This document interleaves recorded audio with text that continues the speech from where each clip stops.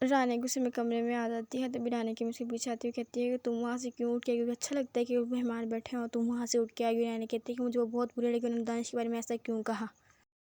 रानी की अम्मी कहती है कि जो जिस लायक होता है उसकी वैसी ही बातें की जाती हैं। अब तुम्हें दानिश का इतनी हमदर्दी क्यों है? वो कहती है जैसे भी था मेरा हस्बैंड था, उसके साथ मैंने इतने साल गुजारे थे।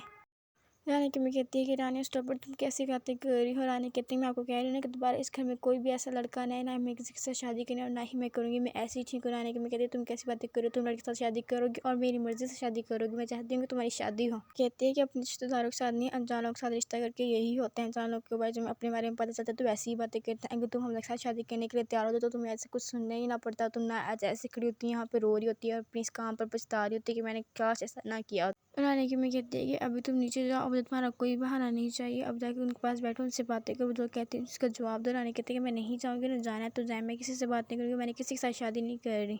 रानी की अम्मी कहती है कि शुक्र है सब कुछ अच्छी तरह से सॉर्ट आउट हो गया, वरना हमजा ने जो किया है ना उसकी वजह से आज हमें बहुत पछताना पड़ता। उन्होंने खुद ही अपने ऊपर सारा इल्ज़ाम ले लिया और अच्छी तरह से वो बात कंप्लीट कर ली और किसी को पता भी नहीं चला। रानी कहती माँ मुझे वो लोग अच्छे नहीं लगे, मैंने उनके साथ शादी नहीं की। अगर आपने मेरी शादी करवानी है तो किसी ऐसे लोग से करवाएं जो मुझे अच्छे लगे, जिनका अखलाक वगैरह मुझे अच्छा लगे, मुझे अच्छी नहीं लगी। रानी की मैं कहती जो ठीक है मैं हमजा की अम्मी से बात करूँगी, अगर कोई और रिश्ता देख सकती तो देख नहीं सकती, तुमने शादी नहीं करी मैं नहीं करूँगी, लेकिन तुमने शादी ज़रूर करनी।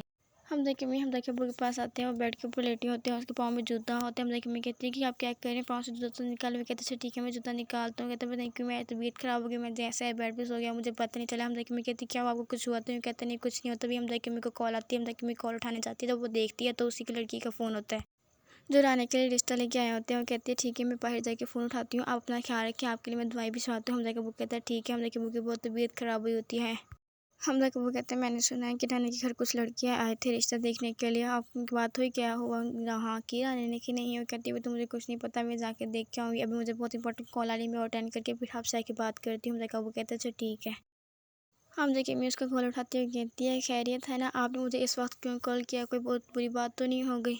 वो कहती है आपने हमें बताया नहीं कि आपका बेटा हमजा रानी से मोहब्बत करता है, वो उससे शादी करना चाहता है। अगर आपके घर में लड़का मौजूद है तो आपको क्या ज़रूरत थी मुझे ये कहने की कि लड़का ढूंढो, और आपके घर में अगर लड़का मौजूद है तो बिस्मिल्लाह के शादी रानी के साथ करवाएं।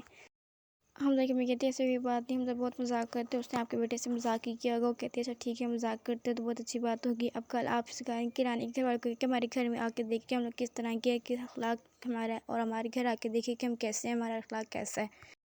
हमजा की अम्मी कहती है कि मैं कल ही जाकर उसकी मम्मा को कहती हूँ कि वो आप लोग से मिलना चाहते हैं। हमजा की अम्मी हमजा के पास आती है और कहती है कि मैं क्या सुनी, तुमने कल जाके उस लड़के को भड़काया कि तुम्हारी शादी हुई थी सना के साथ और तुम रानी से मोहब्बत करती हो, रानी की शादी हुई थी दानिश के साथ। तुमने उसको सारी बातें बता दी, लेकिन शुक्र है मैंने ये मसला अच्छी तरह से सॉर्ट आउट कर लिया, वरना पता नहीं क्या होता।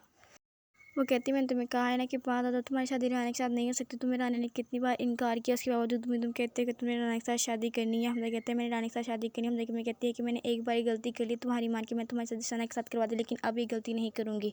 दानिश कहते मम्मा सना की बात और थी और रानी की बात और है। रानी मेरी कज़न है और रानी को तो आप बहुत अच्छे से जानते हो, उसके बावजूद भी आप उसके बारे में क्यों इनकार कर रहे हैं? हमजा की अम्मी रानी के घर जाती है और रानी की नुकरानी से पूछती है कि रानी की अम्मी कहाँ है, तभी वहाँ रानी जाती है। रानी कहती है कि वो नमाज़ पढ़ी है, आपने क्या बात करनी है उससे आप मुझसे कर लें। और हमजा की अम्मी कहती है कि मैं तुमसे ही बात करनी आई थी और मैं तुम्हें कहने लगी हूँ कि तुम हमजा से दूर रहा करो, हमजा के साथ इतना पास रिलेशन ना रखा करो। वो कहते हैं मैं तुमसे शादी करने में किसी और के साथ शादी करनी। रानी कहती है आंटी आप मेरा यकीन करें, मैं हमजा से दूर रहूँगी, मैं हमजा के पास नहीं रहूँगी। आपको पता है ना कि मैं हमजा को कितनी बार इनकार कर चुकी हूँ, मैं इनके साथ शादी नहीं करनी। आप फिर मेरे पास आ जाती हूँ, मुझे कहती हैं आप ये बात जाके अपने बेटे को समझाए ना, मुझे क्यों समझा।